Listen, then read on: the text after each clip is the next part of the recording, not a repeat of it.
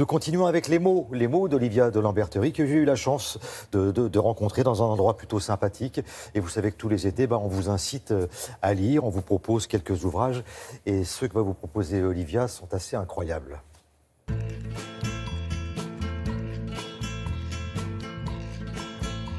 On va continuer à vous inciter à lire, comme on le fait tous les étés, à Télématin, avec Olivia dans l'Auberterie. Bonjour. Bon, on s'est dit qu'on allait vous faire rêver. On va vous faire rêver avec 4 créatures de rêve hollywoodiennes, les Indomptables, Lana Turner, Ava Gardner, Grace Kelly, Lena Horne.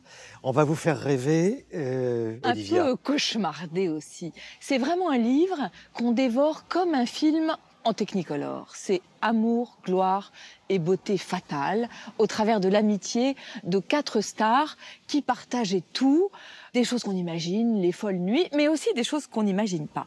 Lana Turner d'abord, alors elle a une enfance vraiment à la Dickens. Elle a un père qui était un joueur qu'on va retrouver abattu sur un trottoir par la pègre. Elle a une mère qui est une perverse narcissique qui n'arrête pas de dire à sa fille soit je t'adore, soit je te déteste. Et puis un jour, elle débarque à Los Angeles. Sa beauté est telle qu'elle est repérée et hop, elle est embauchée par la MGM. Ava Gardner, histoire un peu similaire, elle vient vraiment des champs de coton de Caroline du Nord. Pendant des années, elle fait des photos parce que vous savez, ces filles, avant de devenir les vedettes des grands films, elles prenaient des cours de théâtre, elles faisaient des photos, des photos, des photos. Il y a une réplique que j'adore. Ava Gardner, elle passe son temps à faire des photos de pin-up et un jour, elle dit « mais montrez-moi les photos ».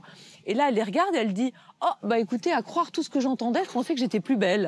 Alors, ce qui est incroyable, c'est que ce mot, d'ailleurs, pin-up, est très intéressant. Les conducteurs de camions punaisaient dans leur cabine les photos de ces stars. Et c'est important de le préciser, Marilyn Monroe et d'autres. Donc avant d'être des stars hollywoodiennes, elles accompagnaient des conducteurs de travaux. Tout à fait. Alors après Ava Gardner, il y a Lena Horne. Lena Horne, c'est la première afro-américaine à décrocher un contrat à la MGM. Et c'est d'ailleurs son père qui vient signer le contrat et qui demande qu'on écrive noir sur blanc, si je puis dire, que sa fille ne jouera jamais des rôles de domestique, ce qui est vraiment une grande première à Hollywood. Alors, il faut savoir qu'elles boivent, mais alors comme des camionneurs, pour le coup, elles s'amusent énormément. Ava Gardner, elle a une passion, c'est aller dans les bordels. Elle emmène ses petites amies dans les bordels, et là, elles boivent, elles boivent, elles boivent. Et ce qu'elles font aussi, c'est qu'elles partagent les mêmes amants. Alors, parmi ses amants, il y a Frank Sinatra, qui sera le grand amour d'Ava Gardner.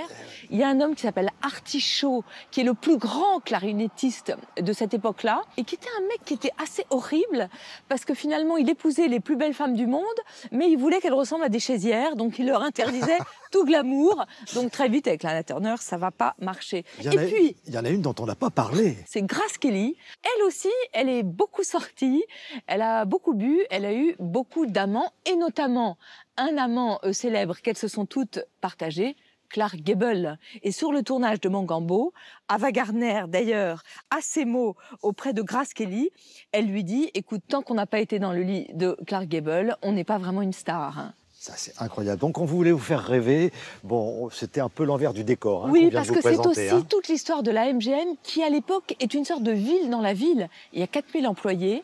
C'est Louis B. Mayer qui règne sur les actrices, mais il règne vraiment sur leur vie entière. C'est-à-dire que, par exemple, quand Lana Turner se marie et qu'elle a envie d'avoir des enfants, on lui dit « toc, toc, toc, tu es la déesse de l'amour. » Et la déesse de l'amour, eh bien, elle n'a pas d'enfants. Donc, c'est aussi l'histoire de tragédie, de gâchis, d'avortements clandestins.